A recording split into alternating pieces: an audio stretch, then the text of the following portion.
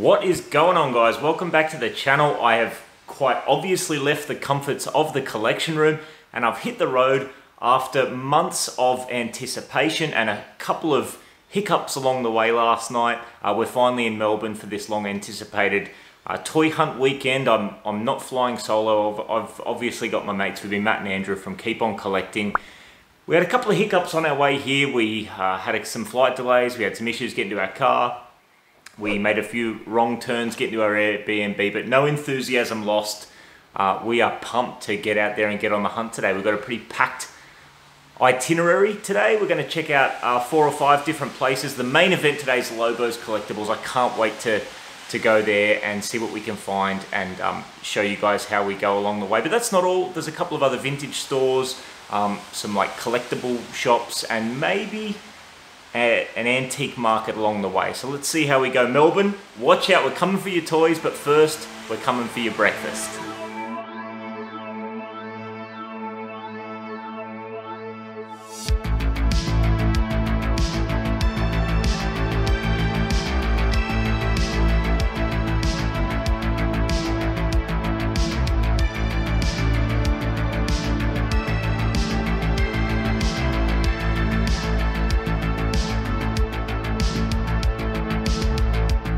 Kicking off today's toy hunt, we've got Go Figure Collectables, a big warehouse-style collectible store dedicated to mostly modern action figures and other collectibles. I'm talking Funko Pops, I'm talking NECA figures, modern wrestling figures, things that aren't necessarily close to me and doesn't particularly resonate with me and my collection, but it's still very cool to see such a big space dedicated to these types of collectibles, and it was really cool to see Matt and Andrew in their element, finding some cool pieces to add to their collections. Look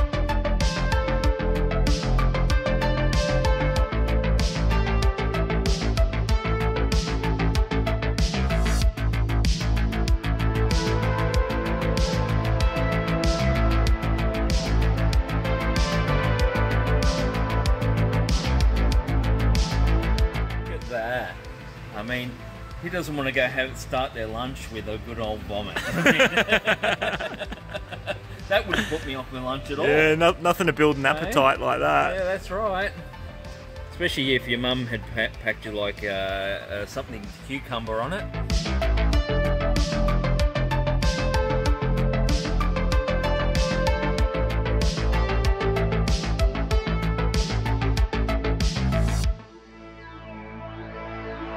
There was also some cool vintage stuff there. Mostly, the stuff that appealed to me most in terms of the vintage stuff they had there was some wrestling figures. They had some loose and a few carded Hasbro figures. They had some LJN figures, which were cool to see. Ultimately, I didn't pick anything up from Go Figure this morning, but it was still a really cool way to start the hunt.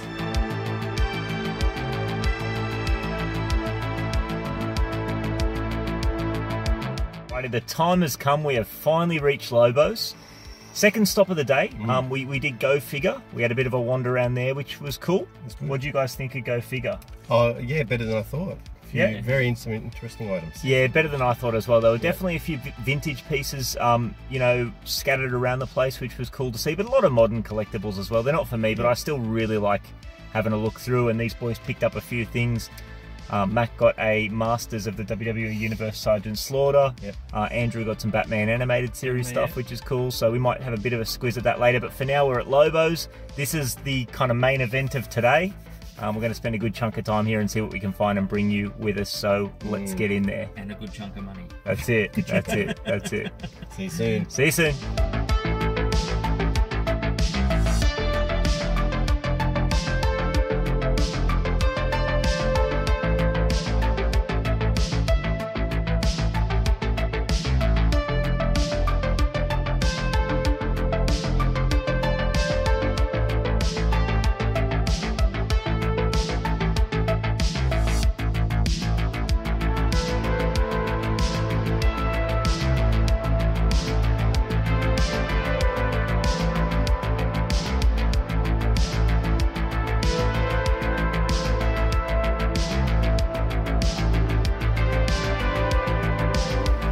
As you can see, Lobos is an incredible store, really quite overwhelming. Vintage toys packed wall to wall, floor to ceiling. The main lines that a lot of people collect, like Motu and Star Wars and TMNT, plenty of obscure stuff as well. And for someone like me who collects a lot of different vintage toy lines, I almost didn't know where to look first. I didn't know where to go first. So, you know, for the first 30 minutes of being in Lobos, or maybe even the first 45 minutes, it was a little bit of a time warp. It was really just wandering around trying to work out where to start, both in terms of hunting and making purchases, but also in terms of filming. Now, once I got my bearings and started to zero in on the key lines that are most central to my collection, vintage TMNT, real Ghostbusters, Toxic Crusaders, these sorts of things, I kind of realized that I wasn't going to find much that I needed in the way of those main toy lines for my collection. The boys at Lobos told me that they'd recently sold the last of their vintage Toxic Crusaders. The real Ghostbusters selection there was really cool, but there was nothing there that I was on the hunt for. The Turtles collection there was incredible. A lot of carded figures, a lot of you know, amazing vintage loose figures. You know, there was some more obscure stuff, there was some later wave stuff, which is really cool to see, but it's not necessarily something that I'm going after. And then there were some proper grail pieces, like a vintage Scratch, which was just incredible, but a little bit outside of my focus for vintage TMNT. So I started to move on to the other lines that I collect, and one thing that I was seeing there, even though it wasn't a huge selection, they had a nice cabinet of vintage Hasbro figures, and that's where I turned my attention to. Matt and I, digging through, we both found a couple of Hasbros to add to our collection, which was really cool. Okay, this Sid's missing a finger. So how's this guy looking? First purchase of the day. Now, he's got a bit of paint rub, but I'm thinking that might come up with a magic eraser, so I'm gonna get... Can you test his action feature for me, just while I'm holding the phone? Yeah. Okay, it's... oh, there we go. Oh, yeah, no. Kind of. It's kind of there. It's kind of there. Display piece, buddy. Yeah, that's alright. I think I might clean him up. So we'll grab Sid. His Rogue Warrior is like that. That's Hawk. Oh, okay.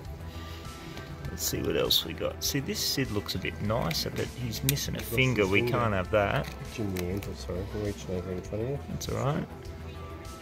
Oh, you know what? I do need Scott Steiner as well. How much is he? 49. 49? Nice. I need a Jimmy. Okay. Jimmy? Jimmy up here. I'm going to grab him out as well.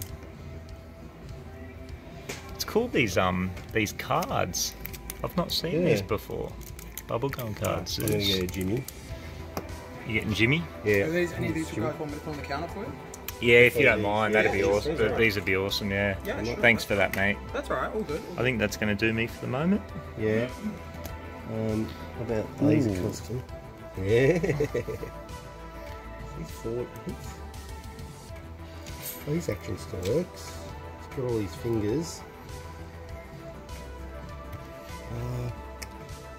Now, as you can probably tell from looking at Lobos Collectables Hasbro WWF Wrestling Superstars collection, they've got some really high-end Hasbros, like some of the green card figures. It was very cool to see, you know, the 1-2-3 Kid, Ludwig Porger, Evil Crush, at least one of the Smoking Guns figures.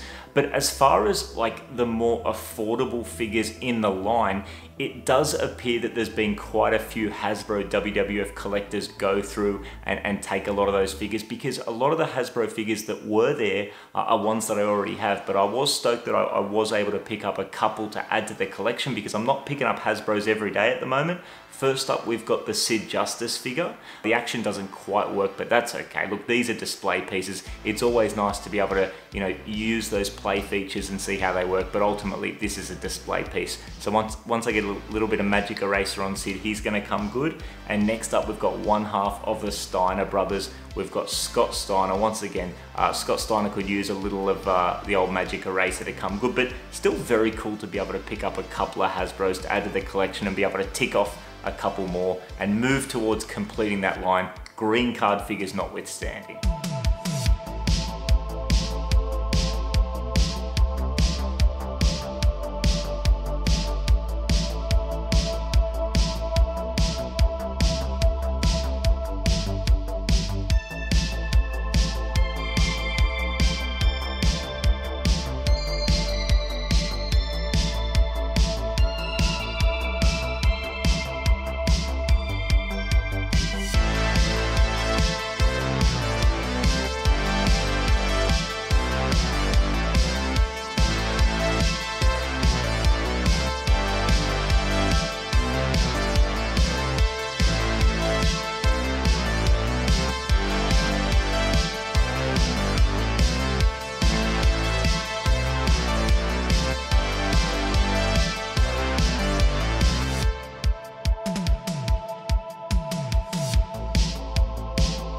Next up, Matt and I found ourselves drawn to the Dino Riders cabinet. They had an incredible selection of vintage Dino Riders, larger heavy hitters like the T-Rex, which was really cool to see. A side note, they also had a boxed Tyco Dino Riders T-Rex and also the Smithsonian T-Rex based on that same mold, which were really cool to see over on the wall where they had a lot of boxed and sealed items, but also some more smaller dinosaurs with figures, with some accessories, some complete I'm sure, some not. It's a tricky line to collect because not only are they harder to come by here in Australia in the right condition at the right price, but lots of accessories and prone to breaking. But we both managed to pick up a Dino Rider, which was really cool. There you go. Thank you, sir. That's okay. Yeah, so I think this guy is like it's a rule-on dinosaur, so it comes with a villain, but still looks to have most of the parts, and likewise with that, hey. Yeah, it's a different, there's A different figure, but I think I got to scoop that up. We'll keep this aside. Oh, put them both aside? Yeah, that'd be awesome. Yeah, of course. And I'm really interested in the Pegasus as well when you... Yeah, sure, We'll put these aside. Yeah, whatever. Yeah. That's alright, I'll stick these ones. These are cool. I'll go chuck them. We'll have fun with them later. That's okay, no, I do the same thing. Yeah, that's right. And I was stoked to be able to pick up this evil rule-on Pteranodon dino figure. Now, it's not complete insofar as how it was released because it came with a rule-on figure rasp with a bunch of smaller accessories. This Pteranodon, it's got, as far as I'm aware, it's got all of its weapons, but it came with one of the good guys, one of the Valorians. Now, what's interesting is the rasp figure that came with this dinosaur, I've got at home, which is awesome, but I don't have this Valorian, so I'll be able to do a bit of a switch when I get home, and then all I need to be able to complete this is some of the rule-on accessories. So I was stoked to be able to add a really reasonably priced vintage Dino Rider to the collection.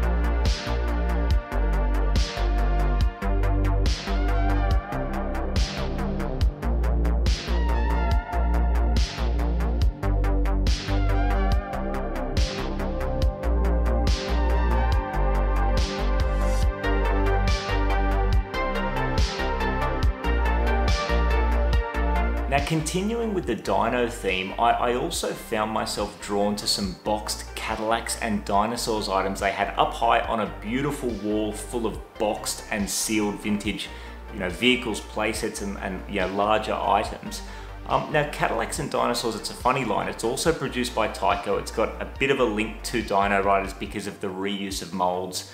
But it's a line that I'm enjoying collecting at the moment. Phil from the Facebook group Toytacular kind of got me aboard when I picked up a carded figure at a Collecticon a few shows back, a few videos back. If you're a friend of the channel, you might have seen that. And I was lucky enough to pick up a couple more Cadillacs and dinosaurs items just a couple of weeks ago. So I was stoked to be able to see some boxed larger Cadillacs and dinosaurs item. And I couldn't not grab this guy. So we've got a complete in-box Kentrosaurus. Take this, hey? No worries, man. Add it to my pile. Yeah, no worries. That's awesome. Got his small parts and just a bonus, got this little insert here. Now the box has seen better days. It's obviously faded and knocked around, but that really doesn't bother me. As you know, if you're a friend of the channel, I'm a loose vintage toy collector, so this guy is going to be displayed out of the box anyway. But the dino is actually complete. It didn't come with too many accessories, thankfully, but all of those accessories, including the brain box, which is again very much a throwback to Dino Riders, this larger hammer accessory, and the belly strap are all included in the box along with the insert. So this was my larger purchase of the day, and I was absolutely stoked to be able to add yet another Cadillacs and dinosaurs item to my collection. It's bizarre because for the longest time I never saw them. When I was familiar with the line. When I saw that carded Cadillacs and Dinosaurs figure at Collecticon a couple months back, that was the first time I'd seen one in the flesh. And all of a sudden, I'm starting to amass a nice little Cadillacs and Dinosaurs collection, so I'm stoked with that.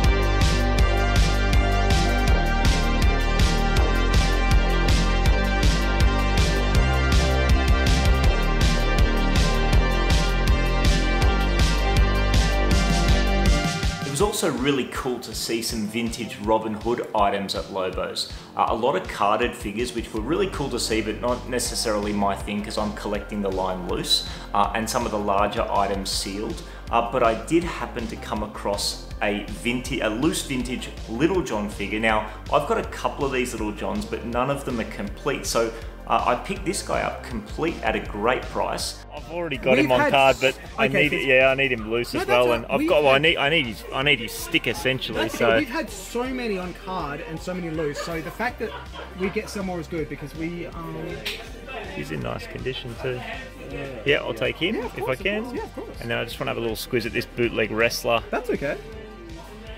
I think he has a belt. He does too. Yeah. Matt, check this out. This is this bootleg wrestler, and he comes with a belt, which would be a nice wedding ring. Oh.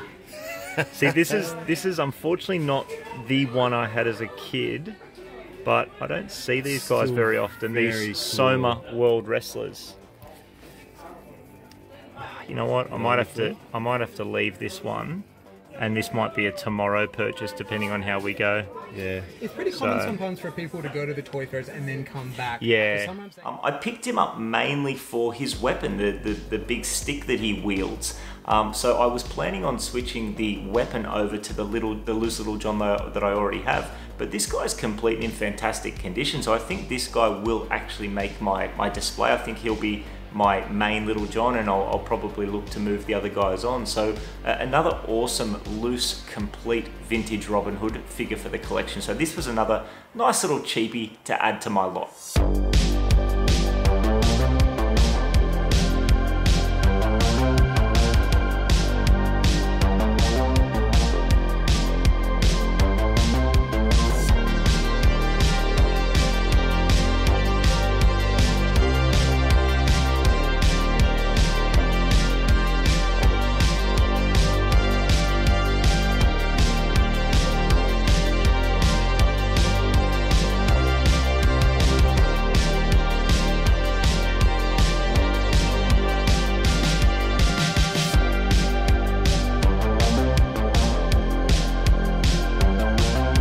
I'm not sure if it's because it's Halloween season or if I've just got an eye for classic monsters and Universal monsters, but there were some beautiful vintage Universal monsters items at Lobos. There was a vintage Remco Dracula figure, mint on card, glow in the dark. It was a beautiful piece.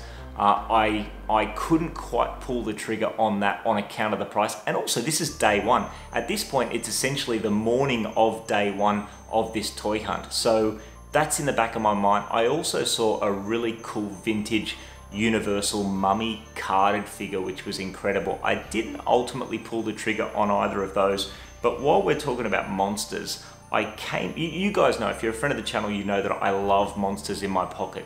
The Monsters in My Pocket minifigures from the early 90s are super nostalgic. I love to collect them. I got my childhood collection, which is now on display in the collection room. Now, Monsters in My Pocket had a really cool trading card series that I don't tend to see a lot of, but I absolutely love the artwork. And I saw just a random lot of 3 vintage Monster in My Pocket trading cards. We've got the Red Cap, the Kraken, and the Egyptian Karnak.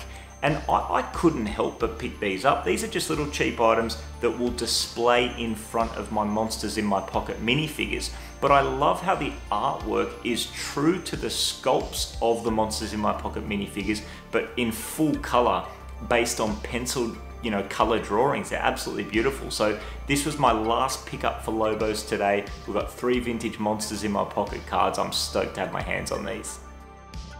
But guys, I can't speak highly enough about Lobos Collectables as a store. An incredible selection in terms of the quality of the items, and incredible depth of stock.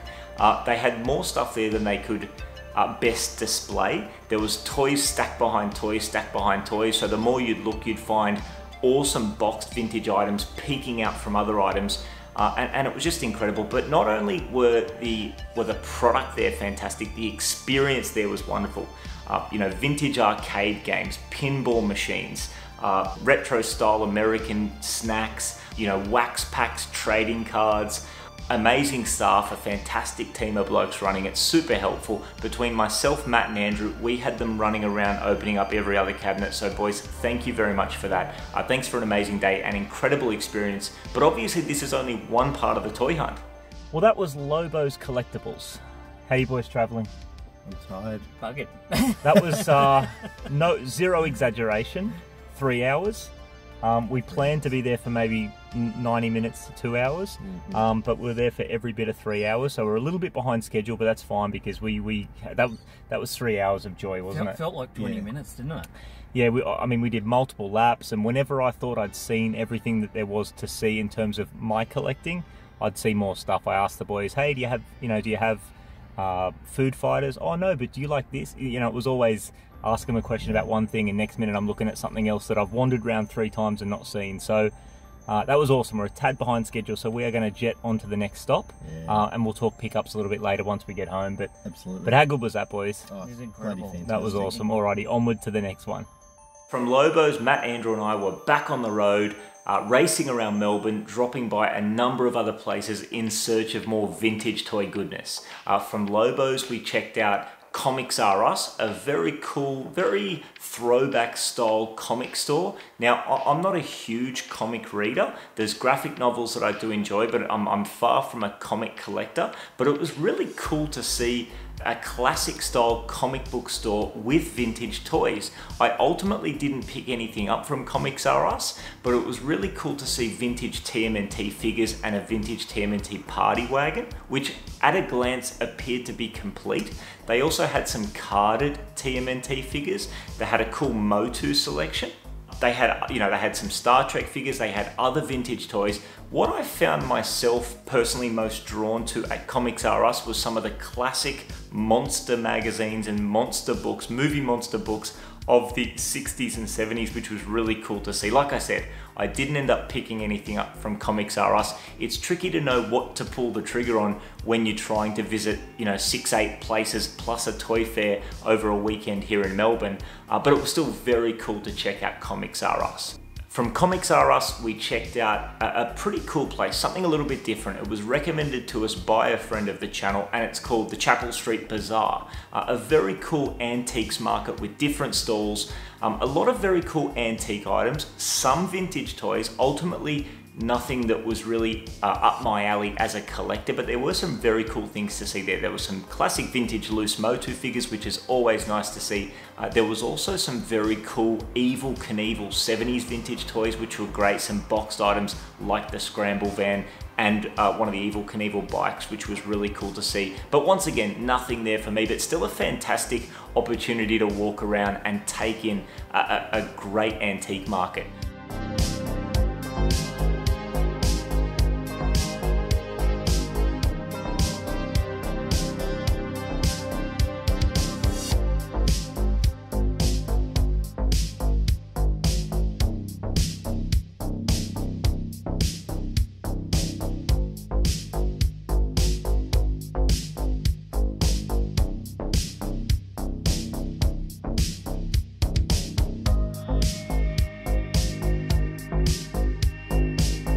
Things at the antique market that stood out to me were some classic board games. I've mentioned in my videos before how much nostalgia I've got for 80s and early 90s board games, so it was cool to have a bit of a dig through some board games. But one thing that was especially cool from the Chapel Street Bazaar was a stall chock full of classic movie posters. I'm talking Aussie daybill posters, which are always fun to flick through, and also some of the larger format one-sheet posters. And Matt from Keep On Collecting was lucky enough to pick up a beautiful original one-sheet poster from a classic Ray Harryhausen Sinbad movie, which was very cool to see. An original release one-sheet poster, but still with super vibrant colors at a great price. So nothing for me at the Chapel Street Bazaar, but still very cool to have a wander around.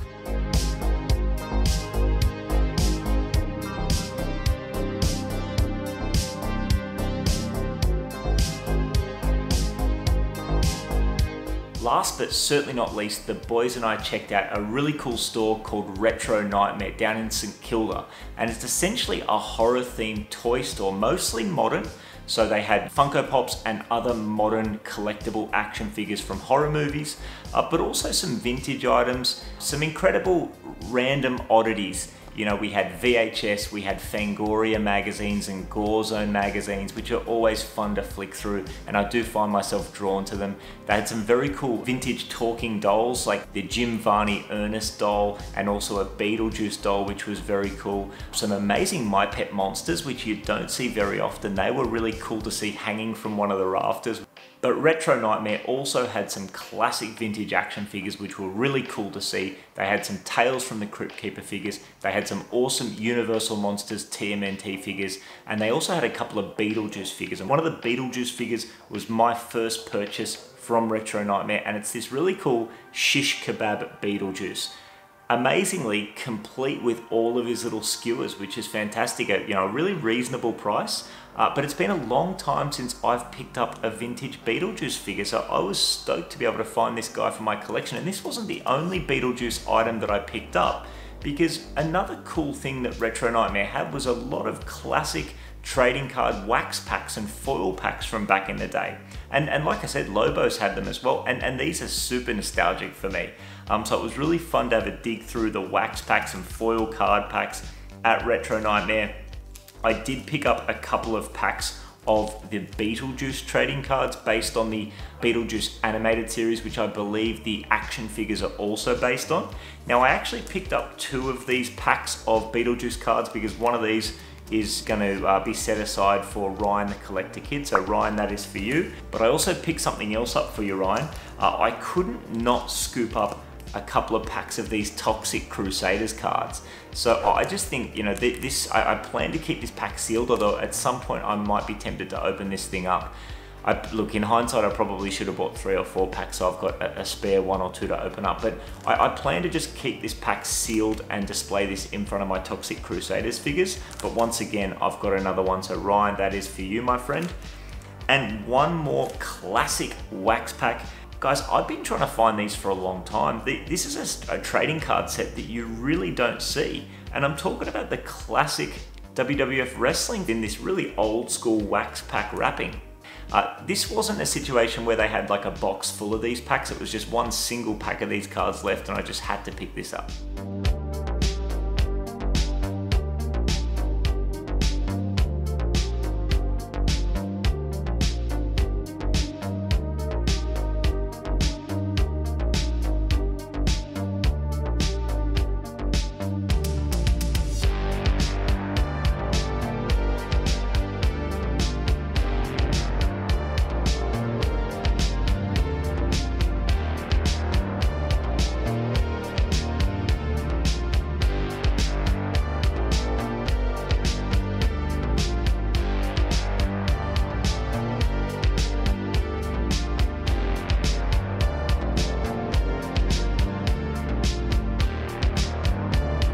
And guys, that's it for today's toy hunt, day 1 of our 2-day hunt down here in Melbourne. Myself, Matt and Andrew from Keep On Collecting, we're halfway there. So we've got a fairly busy lineup tomorrow. First thing in the morning, we're off to Malvern Town Hall for the Vintage and Modern Toy Fair. From there, we're off to Aaron's Collectables. We might be doing another one of these antique market style hunting grounds. From there, we're going to be heading back to the airport. Now, if we have time, depending on how much damage we do at the toy fair and at Aaron's, we might be swinging back to Lobos Collectables, because there's definitely a few things there that I could see myself picking up depending on how hard I go at the toy fair and at Aaron's. The main thing is something really random, and that is some vintage Attack of the Killer Tomatoes figures. Something extremely obscure. I asked the boys about Food Fighters. I said, look, I like Food Fighters. Do you have any Mattel Food Fighters? They said, no, but what about this? And I was blown away, because I'd done 3 or 4 laps of Lobos and I hadn't spotted these Attack of the Killer Tomatoes figures. So we got a box set, because a lot of people don't really know what it is. Like, I only know because I remember seeing it in the 90s and I was like, what the hell is this stupid thing? So you got that guy here loose? Yeah, so we got this one here, which is 129, and he comes with a person. Oh, so that's cool. And then we got this one here. How much is this guy, or do these two come together? I'm not sure. I don't actually know, to be honest. I might have to actually look him up, because he's not priced. But they're pretty cool. I mean, They're very cool. this here is... Oh wow! And then we also have Killer Tomatoes, Grow Your Own Tomatoes seeds, which That is wild. yeah. So That is unbelievable. I think And what about like the card backs with the bites taken out of them and stuff like that? they are pretty unique. Definitely. Man. And I kind of regret not picking at least one of them up, if not more.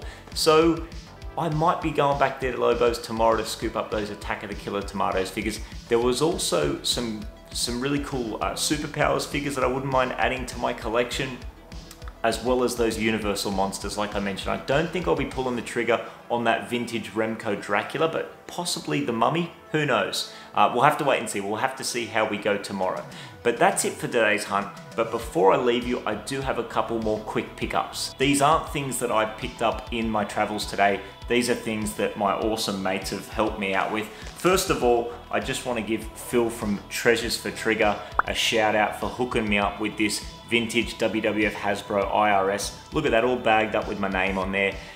Phil is an absolute legend, a Kiwi in Japan. I highly recommend, if you haven't already, you go check out Treasures for Trigger on YouTube. Phil, thank you very much, mate. I can't wait to reunite IRS with the Series 1 $1 Million Man Ted DiBiase in that black tux, and Money Inc. will be complete. So Phil, thank you very much for that. The legends from Keep On Collecting did a bit of a tub dive. A few weeks back, they came across a big lot from an estate sale. Stay tuned for their video. I can't wait to see what these boys find at this estate sale. But there were a couple of items here that they picked up for me, and I'm absolutely blown away. First up, we've got Turtle Power, the unauthorized history of Teenage Mutant Ninja Turtles.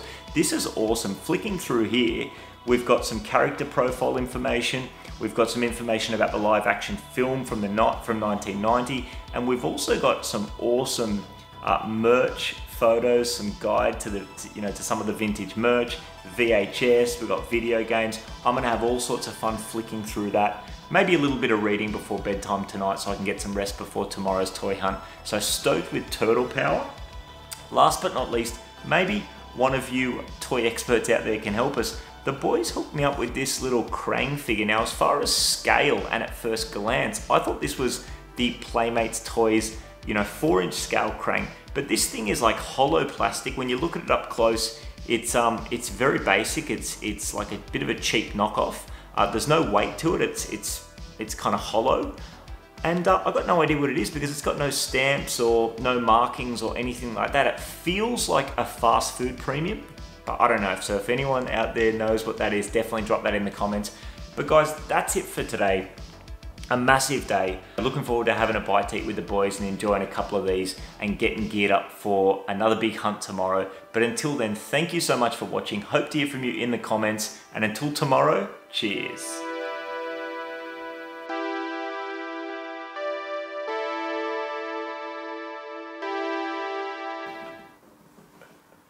What are you doing?